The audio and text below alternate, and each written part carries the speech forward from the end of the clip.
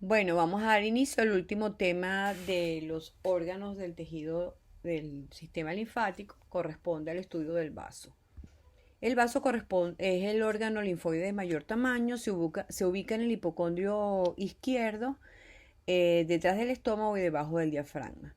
Tiene una forma aplanada ovoide y por su cara gástrica o medial es cóncavo y corresponde al hilio del órgano, es la zona por donde entran y salen sus inervación e irrigación. Con respecto a las funciones que cumple, como lo evaluaremos al final de la clase, tiene una función relacionada hematopoyética y una inmunológica. Cuando se examina un corte de vaso en estado fresco, se observa que está rodeado por una cápsula de tejido conjuntivo, de la cual parten tabiques o cordones que se introducen en el espesor del tejido esplénico. Estas tabiques se pueden dividir en anastomosar entre sí y forman a manera de una red dentro del tejido esplénico. El espacio entre las trabéculas y la cápsula representa o presenta un color pardo rojizo oscuro porque es rico en sangre y recibe el nombre de pulpa roja. Esparcidas irregularmente en esa pulpa roja vamos a ver unas formaciones redondeadas de color grisáceo o blanco grisáceo que se conocen con el nombre de corpúsculo de Malpighi, y al conjunto de estas formaciones redondeadas o de corpúsculos de Malpighi es lo que conocemos como pulpa blanca. Esta división en pulpa roja y pulpa blanca es un aspecto morfológico en el vaso en estado en fresco, pero cuando esto nosotros lo trasladamos a un preparado con hematoxilina eosina, también es posible diferenciar estos dos compuestos, estas dos estructuras de pulpa roja y pulpa blanca. Y cuando lo trasladamos desde el punto de vista funcional, veremos que la pulpa blanca cumple unas funciones y la pulpa roja otra. Entonces vemos aquí este dibujo esquemático que corresponde al libro de Di Fiore, nos representa lo que veríamos en un corte histológico con hematoxilina eosina de lo que vimos macroscópicamente. Entonces uno tiene una cápsula de tejido conjuntivo que emite cordones o tabiques en todos los sentidos dentro del tejido esplénico. Dentro de este tejido esplénico vamos a encontrar dos grupos, dos áreas. Uno que son estos nódulos que tienen en su centro una arteriola muy basófilo y que corresponden a lo que en el estado en fresco es pulpa blanca. Aquí estos son los corpúsculos de Malpighi y su conjunto, la pulpa blanca. El tejido que se ve por fuera o separando o uniendo estos corpúsculos de Malpighi, que se ve mucho más rosado, corresponde a la pulpa roja macroscópica y aquí se llama también pues pulpa roja. Note que dentro de esta pulpa roja podemos ver los tabiques conjuntivos por donde los vamos a reconocer por la presencia de cortes de vasos sanguíneos. Veamos este preparado histológico del material de la cátara con hematoxilina eosina visto con 4X, donde podemos evidenciar los nódulos basófilos y en el centro una arteriola, el corte transversal de una arteriola, y esto es lo que corresponde a los corpúsculos de Malpighi y en su conjunto la pulpa blanca, y lo que está entre ellos, separándolo, uniendo, los que se ve muy rosado, muy eosinófilo, corresponde a la pulpa roja. Veamos entonces las características histológicas del vaso. Como lo hemos estudiado en los otros órganos linfoides, entonces veremos la histología del vaso caracterizando su estroma y su parénquima. El estroma del vaso tiene un componente conjuntivo, vascular sanguíneo, celular y fibrilar. Y el parénquima dependerá si hablamos de la pulpa roja o de la pulpa blanca. Entonces veamos primero el componente estromal. Vamos a hablar de la primer componente, que es el conjuntivo, que se dispone constituyendo la cápsula y las trabéculas. Entonces tenemos que rodeando todo el órgano hay una cápsula de tejido conjuntivo denso y de su cara interna parten cordones o tabiques en todos los sentidos que se anastomosan hacia a todo el tejido esplénico. Este tejido conjuntivo que constituye la cápsula y los cordones se caracteriza por la presencia de muchos miofibroblastos que le dan la particularidad de que se pueden contraer la cápsula y los cordones. Y esto permite la expulsión de contenido de glóbulos rojos que eventualmente puedan ser almacenados dentro del vaso. En el hombre esa función no se cumple, pero en animales sí el vaso funciona como un órgano que almacena sangre y en momentos de necesidad esto se contrae y pueden ser utilizados. El componente fibrocelular está constituido por las células reticulares, las cuales son unas células estrelladas que se disponen con uniones entre ellas y hacen a manera de una malla. Y ellas se relacionan con las fibras reticulares sintetizadas por ellas. Aparte de fibras reticulares, estas células reticulares pueden sintetizar escaso colágeno que también se dispone constituyendo esta malla. Las células reticulares unidas a las fibras, unidas entre ellas por sus prolongaciones y a las fibras reticulares forman a manera de una malla. Y ya se disponen también alrededor de los vasos sanguíneos, tanto arteriales y venosos, y le forman unas verdaderas redes perivasculares que le permiten cumplir con su función o incrementan y facilitan la función de sostén que ellas tienen. Entonces, con respecto al componente celular, tenemos células reticulares y el componente fibrilar, fundamentalmente fibras reticulares y escasas fibras colágenas. El componente vascular del vaso el vaso está ricamente vascularizado y podemos decir de una manera general que la pulpa blanca está relacionada con la circulación arterial del vaso, mientras que la pulpa roja se relaciona con la circulación venosa. Por esto es importante conocer por separado tanto en la circulación esplénica, arterial y venosa, y eso es lo que vamos a hacer ahora. Con respecto a este componente arterial, el vaso está irrigado por la arteria esplénica, la cual ingresa al órgano a través del hilio y las ramas que derivan de esta arteria esplénica va a dar lugar a arterias musculares pequeñas que se introducen en las trabéculas de tejido conjuntivo. Una vez que han transitado por estas trabéculas, estas arterias se convierten en arteriolas. Estas arteriolas, que se llaman arteriola folicular o arteriola central, se van a rodear de una vaina de linfocitos que se llama vaina linfática periarterial, como está representado aquí en el dibujo esquemático.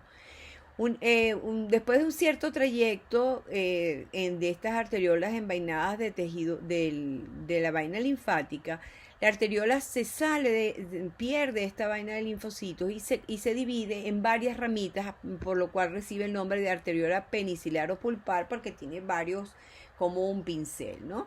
Esta arteriola penicilar va a dar lugar a la porción capilar de esta irrigación arterial. La primera porción capilar se va a rodear de macrófagos y es lo que se llama capilares envainados, y luego termina como un capilar arterial. Después, luego veremos cómo se continúa este componente arterial con el componente venoso. Vamos a ver cómo es el componente venoso primero y luego vemos la continuidad. Veamos el siguiente esquema para repasar la porción arterial. Esto representa la cápsula con sus trabéculas del vaso y vemos que la arteria esplénica ingresa atravesando la cápsula y se introduce por los tabiques o cordones esplénicos. En el momento en que esta arteria se convierte en arteriola y cuando lo hace abandona la trabécula de tejido conjuntivo y transita por el tejido esplénico. Esta arteriola se rodea de una vaina de linfocito. Esta vaina de linfocito tiene unas zonas difusas y unas zonas nodulares. Estas zonas nodulares son las que corresponden cuando uno hace un corte transversal y ve una arteriola central y su nódulo de linfocito. Y esto es lo que se llama el corpúsculo de Malpighi o la pulpa blanca del vaso. Una vez que esta arteriola ha transitado, ella se va a, como lo señalamos, se va a abandonar esta vaina, pierde esta vaina de linfocitos y se divide en varias ramitas y se convierte en arteriola penicilar. La arteriola penicilar tiene un segmento donde, al convertirse en capilares, donde ese segmento de capilar se rodea de macrófagos y se convierte en capilar envainado, y luego el capilar arterial. Entonces tenemos arteria esplénica, arteria trabecular, arteriola folicular, arteriola penicilar y luego los capilares envainado y capilar arterial. Veamos ahora el componente venoso. El componente venoso inicia con los sinusoides venosos, es decir, esa es la parte de la red capilar que corresponde a la parte venosa. Los sinusoides venosos se reúnen en vasos más grandes hasta que ingresan a las trabéculas y conviertan en venas trabeculares, y estas venas trabeculares se reúnen y salen del hilio del vaso como el tronco de la vena esplénica. Entonces veámoslo aquí. Se van a formar dentro de este tejido esplénico unos cordones de células constituidos por eritrocitos, todos los granulocitos, hay linfocitos, células dendríticas, macrófagos. Estos cordones se llaman cordones esplénicos o cordones de Billroth. Rodeando los cordones se van a formar unos vasos o sinusoides que están constituidos por unas células endoteliales que tienen como característica que se disponen separadas entre ellas, dejando un espacio entre las células y tener una membrana basal discontinua. Estos se llaman sinusoides esplénicos. Este es el inicio de la circulación venosa. Estos sinusoides se van a reunir en vasos más grandes y se van a introducir en las trabéculas, y entonces se llama venas trabeculares, y estas se reúnen y salen por el hilio del vaso como vena esplénica. Aquí es interesante porque las prolongaciones de los macrófagos que están en estos cordones se insinúan entre las células endoteliales y dentro de la luz del sinusoide para detectar antígenos extraños en la sangre circulante, y de esta manera el vaso actúa como un filtro de la sangre, así como los ganglios linfáticos actúan como un filtro para la linfa. Entonces tenemos los sinusoides esplénicos que se convierten en venas trabeculares y esto en vena esplénica. Entonces la pregunta es, ¿cómo se continúa la porción arterial con la porción venosa? Porque yo les señalé que esto terminaba en un capilar arterial y en ningún momento he dicho que esta pared de este tubo se continúa con la de los sinusoides. Bueno, tradicionalmente se ha dicho que el vaso tiene dos tipos de circulación, una abierta y una cerrada. Bueno, la cerrada suena a lógico, que es que este capilar arterial se continúe luz a luz con el sinusoide, bueno, y es una circulación cerrada como la que conocemos en todo el organismo. Y hay otra que se denomina circulación abierta, y es la que ocurre en el ser humano, y es que el capilar arterial se abre en los cordones de Billroth o cordones medulares, y es a través de este espacio entre las células endoteliales donde ocurre el intercambio de sustancias y donde se cumple la función de filtro que tiene una de las funciones del vaso, que es la función de filtro de la sangre. Vamos a verlo en el esquema de Ross. En este esquema tenemos el componente arterial, la arteria esplénica, que viene como arteria trabecular, se convierte en arteriola folicular. La arteriola folicular da la arteria penicilar, luego da las dos porciones de capilares envainado, capilar arterial. Entonces la circulación abierta quiere decir que estos capilares se abren en los cordones, y luego los cordones son los que mantienen la relación con el sinusoide. La circulación cerrada es que este capilar se continúa con el sinusoide se convierte en venas trabeculares y las venas trabeculares se reúnen en vena esplénica. Lo importante es recordar que la continuidad de la circulación en el humano, en el vaso, es una circulación abierta. Por lo tanto, aquí uno dice que el aparato cardiovascular es un circuito cerrado, y a nivel del vaso deja de ser un circuito cerrado. Finalmente hablemos de este componente vascular linfático que algunos histólogos consideran y dicen que el vaso no tiene vasos linfáticos. Ross refiere que estos linfáticos nacen alrededor de las trabéculas cercano a los nódulos linfoides. Crecen y se reúnen a nivel de la cápsula y forman vasos linfáticos mayores y salen a nivel del hilio. Él refiere que esa es la vía por la cual los linfocitos abandonan el vaso.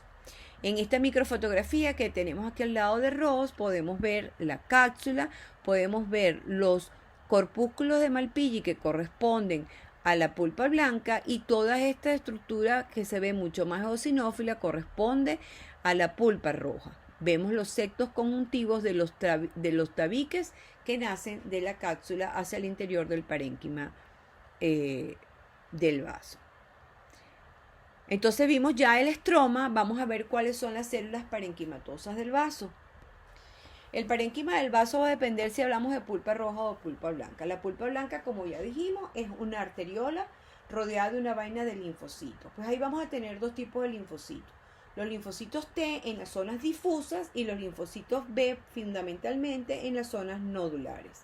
Y con respecto a la pulpa roja, los elementos que son parenquimatosos, que constituyen el parénquima aquí serían los glóbulos rojos, macrófagos, linfocitos, granulocitos de todo tipo, las células plasmáticas y las células dendríticas. Aquí muy importante los macrófagos y las células dendríticas, ya que ellas actúan como células presentadoras de antígenos.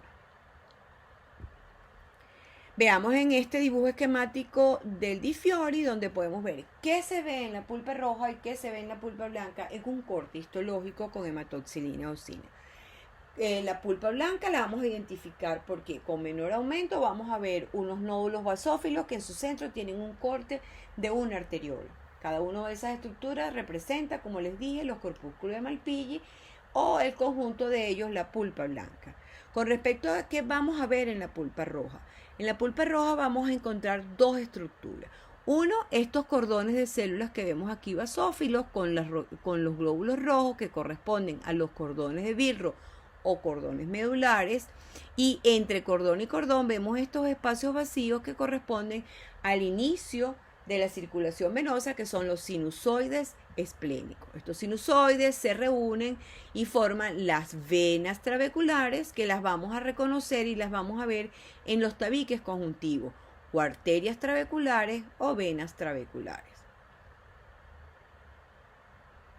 Finalmente, nombremos las funciones del vaso, que como les dije al principio, estaban relacionadas también con la pulpa roja y la pulpa blanca. Con relación a las funciones hematopoyéticas, se relacionan con la pulpa roja y tienen que ver con captación y destrucción de tanto eritrocitos como plaquetas envejecidas, dañadas o anómalas por los macrófagos que se encuentran en los cordones de la pulpa roja.